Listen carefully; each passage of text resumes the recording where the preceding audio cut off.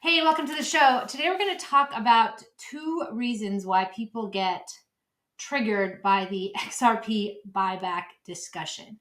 I'm fascinated with it. There's so many controversial topics in the world, some that are legitimately serious long-term problems in the world. I don't know why this particular topic gets people as riled up. Now, granted, I don't write about every topic in the world, so maybe obviously my worldview of covering this one sometimes has led me to get a bunch of sort of irrational comments from people on Twitter threads as well as on YouTube. Okay, so that's what we're going to talk about today. Two reasons why this issue gets people fired up.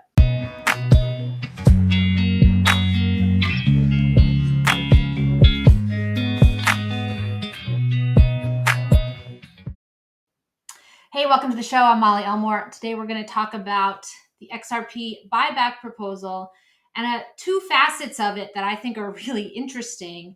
And Jimmy Valley covered these both in my interview with him a couple of days ago. If you haven't seen that, I will put the link in the description so you can check it out. So the two things that he brought up that we're going to go into today are cognitive dissonance, which is one of my favorite psychological trait discussions, and something called fraud of inducement, which I am newer to learning about, being that I'm in no way, shape, or form an attorney. All right, cognitive dissonance. So our minds are programmed to have certain sets of beliefs. Now, you can program your own mind, or more commonly, other external influences program your mind. When you are a child, your parents program your beliefs primarily to keep you safe. For example, you would be programmed to have the belief that, running out into the street is dangerous, so you don't do it. And it's a belief that you hopefully did not question as a kid. There are also beliefs that we learn as adults, things around how the world works, how money works. If you don't show up at your job a bunch of times, you'll get fired. So all these sort of things, you might call them rules. You might call them kind of code of conduct, but essentially they are kind of like if-then statements that are programmed into your mind. The thing about beliefs, though, is that they're not always correct. They're not always correct in every situation or every context. So one belief that I have is I believe in gravity. If I have this pen here, I am under the firm belief that if I let go of this pen, it will fall straight down to the floor. And sure enough, it did that. However, if I were to go into Jed McCaleb's space station, if I was allowed to do that, and I took that same pen and I was in some sort of area where they're opening out into space, and I dropped that pen, it wouldn't fall. So my belief in gravity is conditional to certain situations, namely one being on Earth in a gravitational zone, and two, these sort of other conditions that I maybe don't understand would have to apply. But that idea that gravity is a fact is true until one day it's not true. So this is where it gets a little bit messy, because if you think about all the beliefs that you have, that you hold to be true, you hold to be fact, well, what if many of them turned out not to be true? It kind of creates this chaotic situation when you don't know what's real and you don't know what's not. Now, cognitive dissonance is a specific element to this. Let's say that I have a belief, which I actually do, that if I were to eat rat poison, I would get sick and maybe die. I'm pretty firm in that belief, and that belief is true. And I've honored that belief my whole life. I will admit that I have never ingested any rat poison, nor do I have any intentions to. But let's say you came up to me on the street and you're like, hey, I got this really cool rat poison. It's super delicious. You should try some. My belief system is going to say, no, that is incorrect. That is not a good idea. I am not going to do that. That is dangerous. And my cognitive dissonance will tell me that that information is false, that is not true, and I should disregard it. It seems pretty logical, right? Well, let's switch over to geopolitics and history. I'm assuming, I grew up, I went to school, read history books, was taught things about history going back centuries. And as a kid, it never occurred to me at all that anything that I was taught in a history book was wrong. Like, I assumed if it was written in a history book, that it was taught at school, that it was a fact. Then as I got older, I went through some experiences that led me to question some of these sort of sources of information that I held to be fact. So I'm old enough to very clearly remember 9/11. I lived in Manhattan at the time. It was quite a surreal season of my life in many regards.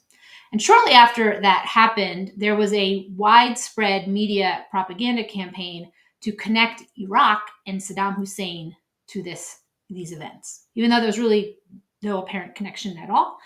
And the claim was that Saddam Hussein had all these weapons of mass destruction, and that if we did not stop him, that all these terrible, terrible things were going to happen.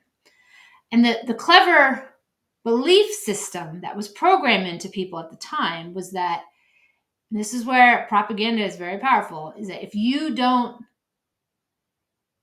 support this, you're not a patriot. You're not a good American if you do not support this. And it created this conflict inside people, myself included. It was like, well, this doesn't seem like it's right to me. This doesn't make sense. But my belief system is that I want to be a good citizen. I want to be a good patriot and support my country. How do I reconcile these things? And this is where kind of cognitive dissonance plays a role. It's like, if these things both can't be true, I'm going to have to default to like the core belief that I have. And so a lot of people, I'm no supporter of war at all. And I think all wars are been lied to about all of them. But anyway, with this Iraq thing, it turned out that it wasn't true. There were no weapons, that they lied. And this was the first time I had to really confront the idea, like, did the media intentionally lie? Like, what happened here? And my own cognitive dissonance wanted to give sort of the media and the government the benefit of the doubt. I'm like, maybe it's really hard to be an intelligence gatherer. Maybe they didn't know any better. Maybe they were just, they got duped. I don't believe that anymore. I do think that it was an intentional deception. So this is where cognitive dissonance kind of came into play for me, was that I was very reluctant to believe this hypothesis that there was intentional deception. And my belief system that I could trust the news, I could trust what was I read in history books, like that had been ingrained in me for a very long time. So to challenge that belief is really difficult. Now, when you come to this idea of XRP being worth, let's just say $50,000, the number doesn't really matter. What matters is that the number is dramatically higher than the current price. If you say, hey, someone, I think that XRP is going to be worth $50,000 at some point in the next few years, even, their cognitive dissonance will kick in. They're like, no, I've gone to look at CoinGecko and I see that price is 35 cents. And I know that highest was like under $3. There's no way in my belief system you can go from that low of a valuation to $50,000. Like, how would that work? And then I will often bring up the example, well, Bitcoin did it. Bitcoin was up to $60,000 last year. How is that any different? They're like, well, there's all this, the supply is smaller and then blah, blah, blah, been around longer. I mean, all these sort of somewhat subjective excuses to rationalize why it was perfectly fine for Bitcoin to be $60,000, but the idea that XRP could be worth $50,000 is totally irrational. It doesn't make much sense to me. But it comes back to this idea of our belief system and having this need to have some things be true. And one of the things that we want to hold true is that we have this free market system. And that if I am investing in something like a stock or a crypto token, that the market is operating rationally and functionally, and there isn't massive deception and fraud going on. Now, because of my experiences learning that the media lies, the government has lied, I'm now personally at the point where I now assume any of these players are being deceptive, because my cognitive dissonance has already been chipped away with that.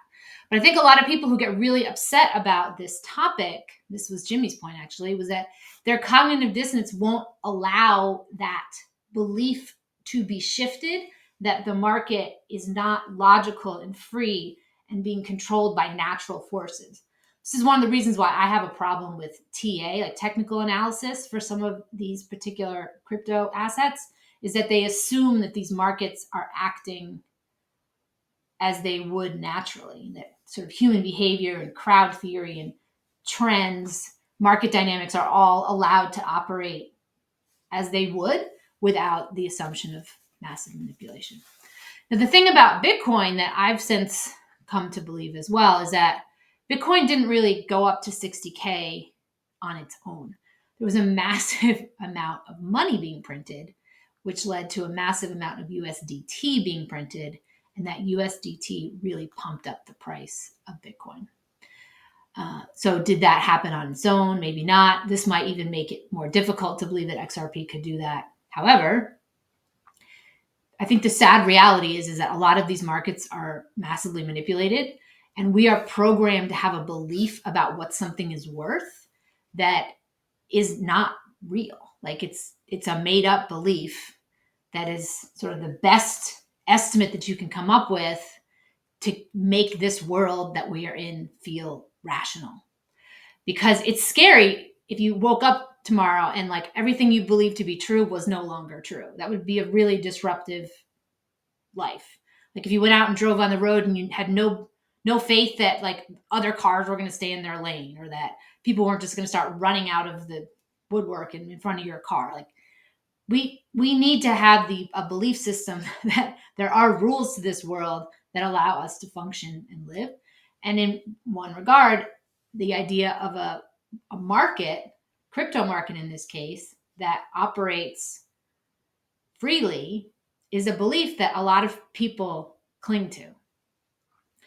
So it is a good point that is one of the reasons why people seem to get so triggered and so upset by it. The second thing that Jimmy brought up in the interview that is an interesting idea is this very logical question of, all right, let's say that XRP is going to be valued at, let's say, $50,000 in the next couple of years. And there's a situation where the government wants to possess, or the central bank or some central bank in the world wants to possess these digital assets. And, retail holders like us, relatively speaking, I think we have a very small percentage, but we still have a chunk. So what would the situation look like if there was a desire to buy those back, or there was some kind of lawsuit where the fair market value had to be established of this asset? Well, the question becomes, all right, let's say that XRP will be worth $50,000 at one point, and there's all these insiders in the government, central banks who know that. Why on earth wouldn't they just buy it now instead of waiting until later when it's really expensive and they have to sort of purchase it from us? Like, you're going to buy low, sell high. Like, you would want to get in there and buy low. And right now it's pretty low. And this is where this idea of fraud of inducement comes into play. So if you are one of these government insiders and you are aware of the plans that the government, this is hypothetical. I don't really know what the government's plans are, but a lot of people believe that XRP has a specific role in the future financial system. They believe that with conviction. I actually happen to believe it. So let's just say, for argument's sake, that's true, and XRP has a specific role, and there are people in banking and government who are aware of the details of those plans. If they were to go and buy XRP on an open market or an exchange, to stop with open market, at an exchange from someone, random person who has no idea about these plans, it's fraudulent, because if you know something that will affect the value of this asset and you don't disclose that in the transaction, you can be held liable via this fraud of inducement. Because if I have important information about the value of something and I go to buy it from you and I don't tell you that, I don't disclose what I know, I'm misleading you. I'm trying to buy something for less than it's actually worth, which apparently in the law is not allowed. So that is why, or could be why, a lot of the exchanges still have XRP, and entities like governments and central banks aren't buying it, is because they could be sued. Now, I did do a thread about this, and someone had a really good point that I don't have quite the answer to, which is a lot of these groups engage in fraud pretty regularly. Let's just use JP Morgan, for example. The whole gold spoofing thing that they've been doing for a long time. And There's been plenty of other fraudulent activities that the banking sector has done and not really gotten in trouble for. Why are they worried about this one more than they are about the stuff that they seem to do freely? I don't know that answer to that. It's a good question. It's a good point. So we're just kind of trying to figure this out as we go along. And I think what is clear, though, is that we as retail investors don't have all the information. And I think there are people who do. And that's the frustrating part about this situation, is trying to figure it out in advance of it happening with limited information, knowing we have to make some assumptions. We have to try to make some educated guesses. And in this case of the XRP buyback, the goal really here is it's kind of like an insurance policy that if the fair market value of this asset is determined using a logical, defensible methodology, and there was some kind of situation like a lawsuit where that was needed for evidence, it would be very handy to have this. So there's a lot of dimensions to this particular topic, and I think people get very emotional, oddly, about this because I think they look at it just very literally and don't consider, one, it's hard to believe because of your belief system that's been programmed into you that may not be accurate. And two, there may be some legal things that prevent what you would expect to happen in this situation, like them just buying up the low cost assets. But it's interesting to sort of figure this out and play around with it. Regardless, I don't know what's going to happen in the long term, whether or not there will ever be some kind of legal situation that remedies this. But the worst case, I think, right now is that the people involved in the committees are, the worst thing we're doing is wasting our time, right? Like nothing, if you're not involved in any of the committees, no harm will come to you from the efforts that we're doing. Like, I don't get why it bothers anybody. Like, if you're not putting any time into it, then why do you care? I think it's an interesting topic to talk about, the many dimensions to it, like this lawsuit idea versus functioning as kind of an insurance policy or a negotiating tool. I think that's pretty neat. And it kind of shows that there's like a chess game going on here with quite a few different facets to it. But it is strange to observe the people who seem to just get really upset about it, almost irrationally, and can't really explain to you why. It's almost like they're kind of triggered by some subconscious thing that makes no sense, which is where the cognitive dissonance argument comes in, is that you can be easily triggered by something without realizing it because it's part of a belief system program into your subconscious. And I think the last couple of years, we've seen a lot of instances where people's beliefs were challenged about who to trust and what's real and what's going on in this world. And there's sort of, I think, a subconscious fear that if I don't cling to these beliefs that I have, like, I literally have no idea what's going on in this world. So that's that. I wanted to keep this one a little bit short. All right. If you like the video, please hit that like button, subscribe to the channel, and I'll see you in the next one.